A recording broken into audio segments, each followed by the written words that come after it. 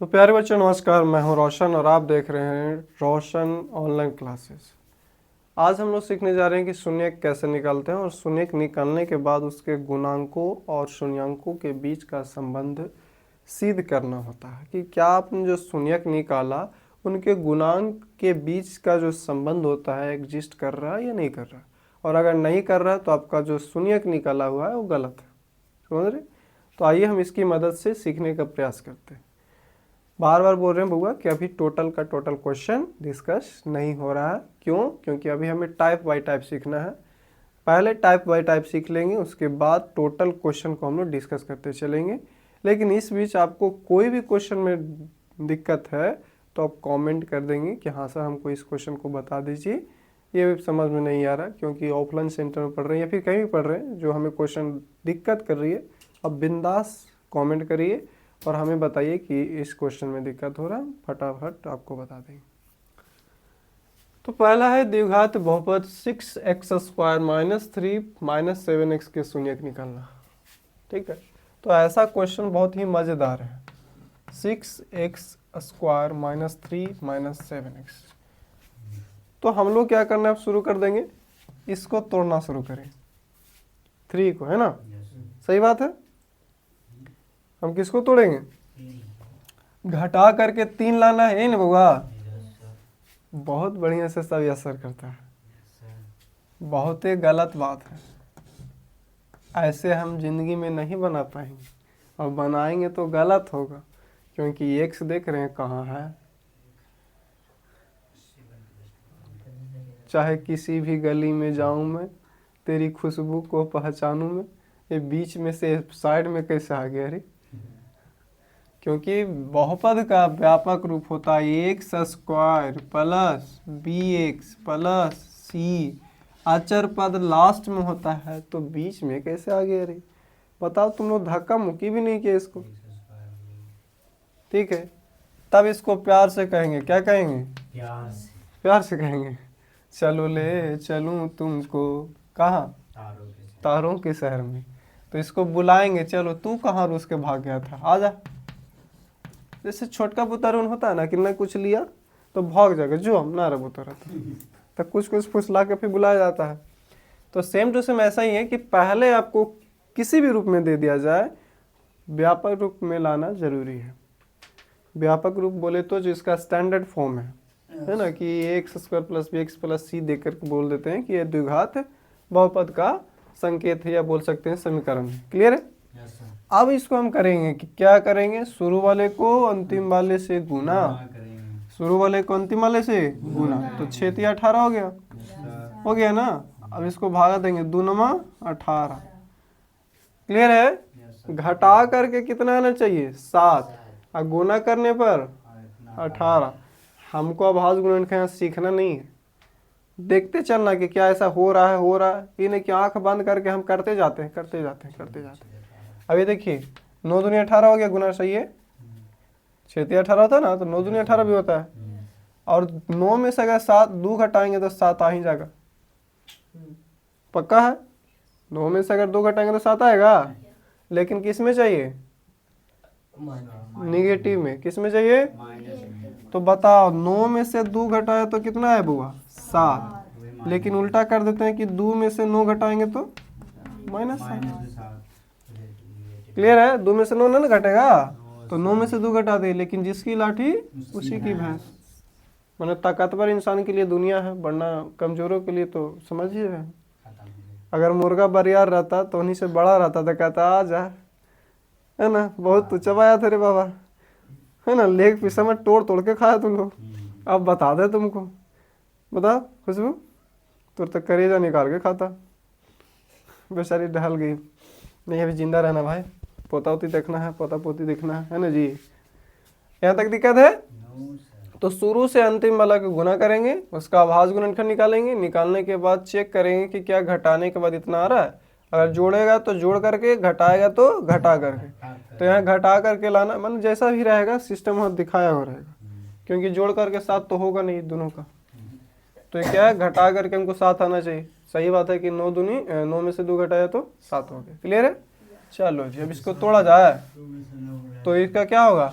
+2 -9, +2 क्या -9। तो ध्यान दीजिएगा 6x² +2x माइनस, तो इसको उल्टा कर देते हैं, माइनस वाला को पहले लिख लेते हैं, -x 9x +2x। बात एक ही ना हुआ कि अगर हम इसी चीज़ को -9 को पहले या +2 को बाद में रख देते फिर भी यही रिजल्ट आएगा -7। आया कि नहीं आएगा? और -3 बराबर 0, -3 बराबर कोई दिक्कत विक्कत है? एकदम इत्मीनान से शांति से समझेंगे, ठीक है। भागने का प्रयास करोगे तो उसके तो कोई जगह ही नहीं है, समझ रहे हैं ना। अब क्या हमारा देखिए 3 गो था, हो गया क्या वो 4 गो, तो बंटवारा कर दिया, 2 गो बेटा एक साथ, 2 गो बेटा एक साथ। इस तरीके से कुछ डिस्कशन कर लेते हैं कि हाँ दोनों एक साथ हो जाओ, है ना। 2 गो टीम बना देते हैं, एक साथ रहने में थोड़ा अजीब हो गरीब लग रहा है। मान लो 4 बच्चे हैं तो कहेंगे 2 गो रूम में रहिए, छोटका बड़का जो भी रहे, और तू दोनों ये में रहिए। हाँ मम्मी ठीक, ओके डन, हो जाता है। तो ठीक वैसे ही इसको दोनों को अलग अलग कर दिए, क्या कर दिए? अलग अलग। कौन दिक्कत है? अब बात आई कॉमन लेने की, दोनों में से क्या क्या कॉमन बातें हैं। अब कॉमन ना रहेगा, जैसे कि हम कहेंगे हाँ तो छोटका कहेगा ना, तो फिर राज भी एक दोनों साथ रह सकता है रूम में, कहेगा भाग तू निकालता। तो जो जो कहता ना हम बड़का भेज रहे रहा, वो कहीं दोनों के बात मैच करता है, वो कहेगा नहीं मंझला छोटका जो ठीक ठाक चल, मैंने जो भी डिस्कशन कर लेंगे हम लोग, क्लियर है। तो ठीक वैसे ही इसमें से कॉमन लेना था। कॉमन लेने के लिए आपको पहले डिटेल समझा लेते हैं कि अगर हम 6 को लिख रहे हैं तो 2 तिया 6 होता है, x² है तो इसको लिख सकते हैं 2 बार x गुना x लिख सकते हैं, माइनस है तो माइनस 3 तिया 9 और गुना x लिख देंगे, कोई दिक्कत? समझ में आ रही है?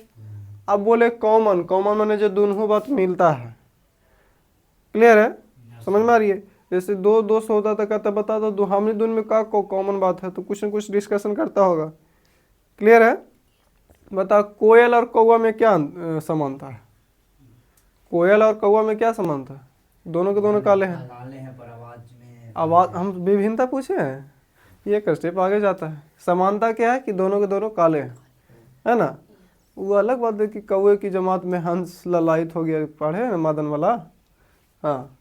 तो यहाँ से क्या हो गया 3, यहाँ भी 3 निकल गया बाहर, जो दोनों में था वो क्या हो गया बाहर निकल गया। अब यहाँ पर देखिए x भी दोनों में मिल रहा है कि नहीं मिल रहा है, तो जो बाहर निकलेगा उसको एक साथ गुना करके लिख लेंगे, गुना करके लिखे कि नहीं, 3 और x मिला तो 3x हो गया कि नहीं हो गया। अब बाकी जो बचा उसको अंदर रखेंगे, 2 × x तो 2x हो गया, और इधर -3, कोई दिक्कत? हाँ दिक्कत है, पीले रहता कार है। तो 3x यहाँ से निकल गया, और इंटू 2x - 3 इंटू 2x -। अब बताइए आपको लॉन्ग मेथड चाहिए कि शॉर्ट मेथड चाहिए यहाँ से? तो पहले भी और बाद पहले लॉन्ग बताते हैं तब फिर शॉर्टकट बताते हैं। लॉन्ग में क्या होगा, फिर इसको मैं कॉमन लेंगे, 2x - 3 है ना, 2 गुना x गुना 1 ऐसे कर सकते हैं, और 3 को लिख सकते हैं 3 गुना 1, है ना। तो बताओ दोनों में क्या मिल रहा है, 1 मिल रहा है, कॉमन क्या है मैंने दोनों में 1 मिल रहा है ना, 2x - 3 हो गया, +1 × 2x - 3 बराबर 0। ये तो हुआ कि लॉन्ग मेथड दोनों में दे दनादन चालू रहेंगे तब। लेकिन ये समझ में आ गया था ना आपको? आपको अभी भी पता है कि यहाँ पर यही आया है, और हमेशा के लिए ये वाला यहाँ पर आता ही है, आता है कि नहीं आता है। तो इसीलिए 2 बार बुद्धि नहीं लगाना है, एक ही बार बुद्धि लगाना है। क्या बार भैया? कि हमको पहली बार में 3x जब कॉमन लिए थे तो बचा था 2x - 3, और हमको पता है कि हर हाल में यहाँ पर ये आना जरूरी है, हर हाल में यहाँ पर आना जरूरी है, तो पहले ही उठा के रख दो, पहले ही उठा के रख दो, बराबर 0 हो गया। अब देखिए सबका नहीं मैच करेंगे, x वाला को एक टर्म को देखेंगे, शुरू वाला को शुरू से टर्म को मैच करेंगे, 2x यहाँ भी 2x वहाँ भी, तो के बार में कटा, या फिर देखेंगे कि मान लो यहाँ पर 4 है तो के बार में कटेगा, तो 2 दूनी के 4, 2 बार में। तो जो रहेगा उससे हम इसको तुलना कर लेंगे, x वाला x मैच कर गया, यहाँ 2 है यहाँ भी 2 है, कितना बार में कटा, 1 बार में कटा, हो गया। भेजम जा रहा है, कौन दिक्कत? आगे आ जाइए आप, समझे ना, आगे आ जाइए। 2 दोस्त एक जगह रहेगा, कभी भी पढ़ाई नहीं करेगा, समझ रहे हो? कॉमन लेना सीख गए ना? अब क्या है, दोनों में देखिए एक जैसा आ गया, तब दोनों में जब एक जैसा है तो क्या हो जाएगा, आगे आ जाएगा। समझ रहे हैं ना, Yes, sir. दोनों में जो कॉमन था वो बाहर से निकल गया, अब जो बच गया फिर उसको हम अंदर कर देंगे। समझ में आ रहा है कि वो ऊपर से सरक सरक भाग रहा है? नहीं समझ में आ रहा है? आ रहा है। आ रहा है, अच्छा। बराबर 0। क्लियर है? Yes, sir. अब देख रहे हैं कि दो गुणनखंड के रूप में बदल गए। तो आपको कभी कभी बोलेगा कि द्विघात बहुपदों को गुणनखंड के रूप में चेंज करें, तो बस यहीं तक छोड़ देना, इसका गुणनखंड निकल गया। लेकिन जैसे ही बोलेगा कि शून्यक के रूप में बदले या शून्यक निकालें, तो इसका 2 गो मान निकलेगा। और लेकिन हम लोग क्या लिया है कि एक साथ तीनों काम है। अगर केवल शून्यक निकालने के लिए कहेगा तो इसको पहले निकाल लेते हैं तब बोलेंगे, है ना।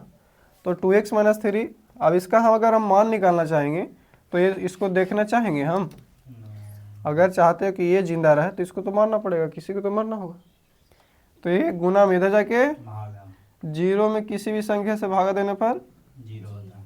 तो इसीलिए हो जाता है 2x - 3 बराबर 0। तो ठेठ में क्या बोल देते हैं कि बारी बारी से 0 के बराबर करो, 0 के बराबर के बराबर करो। तो यहाँ से क्या हो जाएगा, माइनस में 3 इधर जाके प्लस +3, तो x का मान यहाँ क्या हो जाएगा 3/2, क्योंकि 2 गुना में इधर जाके। भागा। कोई दिक्कत No, sir. समझ में आ रही है? इधर से 3x बराबर प्लस में 1 तो इधर जाके माइनस में 1, तो x बराबर यहाँ कैसे क्या हो जाएगा -1/3। ये क्लियर है? yes, sir. कोई दिक्कत? No, sir. चलो जी, यहाँ तक काम हमने समाप्त किया। शून्यक निकालने के लिए बोलेगा तो बस यहीं तक खत्म। केवल अगर बोल दिया जाए कि शून्यक निकाल के बताइए तो आपका काम यहीं तक है। लेकिन हमें शून्यक निकालने के बाद क्या कह रहा है, उनके शून्यांकों और गुणांकों के बीच का संबंध को वेरीफाई करना है, सत्यापित करना है कि ये बनाया हुआ हमारा सही है कि गलत है। तो पहला है शून्यकों का योग, जिसको बोलते हैं alpha plus beta minus b/a। पढ़े हो कि नहीं? Yes, sir. तो उससे पहले हमको ABCD पहले खोज लेना है ना। तो बताओ x² के गुणांक को क्या कहते हैं? नहीं समझ में आ रहा, चलो ठीक है, हम लोग नहीं आता समझ में, पढ़ा लिखा नहीं ना है, लिखल पढ़ल खाली है। ABC. यहाँ तक ठीक है। Yes, अब ABCD हमको निकालना है, तो बस व्यापक रूप सामने से हम लिख देंगे ax² + bx + c। अब तो नजर आएगा x² मैच कर ले तो a के सामने 6 है, इसलिए a का मान 6। होगा। ठीक है, Yes, sir. x मैच कर रहा है तो b के सामने -7 है ना। इन्हें कि केवल 7 लेना, निगेटिव में रहेगा तो ये बर्दाश्त नहीं करता, जे है वो उठा लेगा। c के सामने -3, यानी c का मान क्या हो गया -। कोई दिक्कत समझ में आ रहा है? अब हम लिखेंगे कि चूंकि अल्फा प्लस बीटा बराबर क्या होता है -b/a होता है। अभी हमने सिद्ध किया ना पहले वीडियो में। Yes, sir. अब इसको हमको अल्फा का मान, एगो की इसको मान लेंगे अल्फा, दूसरा की इसको बीटा मान लेंगे। क्लियर है? तो यहाँ लिख लेते हैं, माना कि अल्फा बराबर कितना भैया 3/2 Yes, sir. और बीटा बराबर क्या -1/3 हो जाएगा। Yes, sir. अब पहली बार में LHS लेंगे हम लोग, क्या लेंगे LHS. LHS लेंगे।